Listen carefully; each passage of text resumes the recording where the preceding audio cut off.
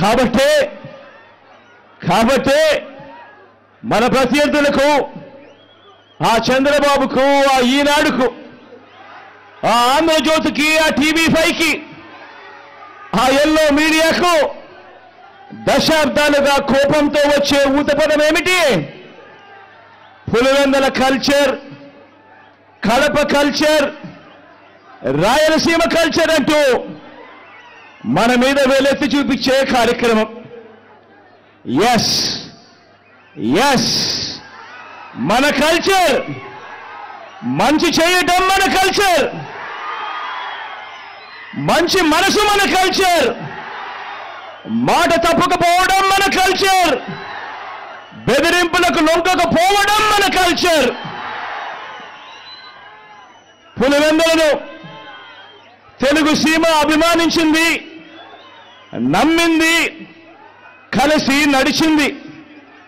ఇలా రాష్ట్రంలో ప్రతి ఒక్క గ్రామంలోనూ ఈ పులివెందుల, మన కడప, మన రాయలసీమ మంచితనం, మాటకు నిలబడే గుండె ధైర్యం అర్థమయ్యింది. కాబట్టి ఓ వైఎస్ఆర్, ఓ జగన్ను ప్రతి మారుమూల గ్రామంలో కూడా అభిమానించే వాళ్ళు ఈరోజు ప్రతి గ్రామంలోనూ కోట్ల మంది ఈరోజు కనిపిస్తా ఉన్నారు.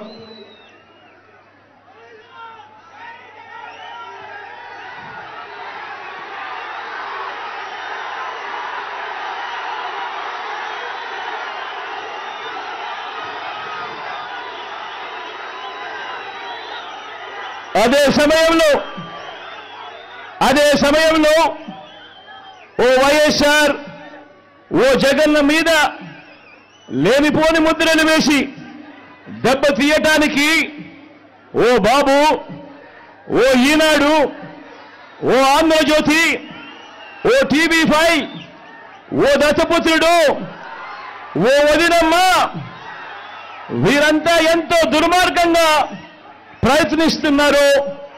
మీరే చూస్తున్నారు కదా. వీరి కుట్రల్లో మీరందరూ కూడా చూస్తున్నారు కదా. వీరికి తోడు ఈ మధ్యకాలంలో కొత్తగా వైఎస్ఆర్ వారసులమని మీ ముందుకు వస్తా ఉన్నారు. వారి కుట్రలో భాగంగా నేను అడుగుతా ఉన్నా ఈరోజు మీ అందరి సమక్షంలో, ఆ మహానేతకు ఎవరు వారసులో చెప్పాల్సింది ఎవరు అని అడుగుతా ఉన్నాను. చెప్పాల్సింది ఎవరు అని అడుగుతా ఉన్నా. ప్రజలు కాదా అని అడుగుతా ఉన్నాను. ఆ వైఎస్ఆర్ని ప్రేమించేవారు కాదా అని అడుగుతా ఉన్నాను. ఈ సందర్భంగా మీ అందరితోనూ కూడా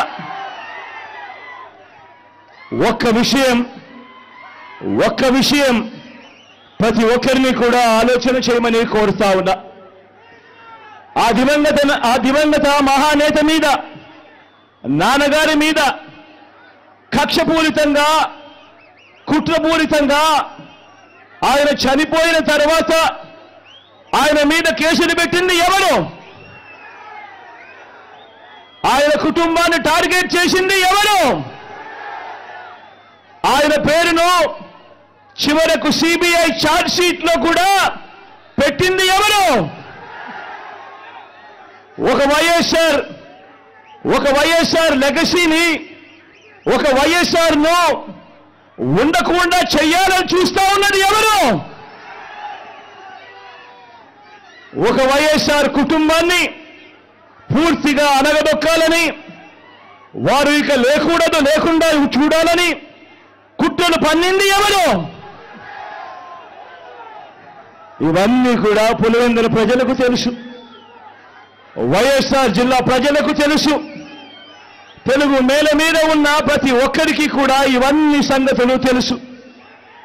మరి ఇప్పుడు అలా రాజకీయంగా అనగదొక్కాలని దేశంలో ఉన్న అన్ని వ్యవస్థలను మన మీద ప్రయోగించి వారితోనే ఇప్పుడు కలిసిపోయి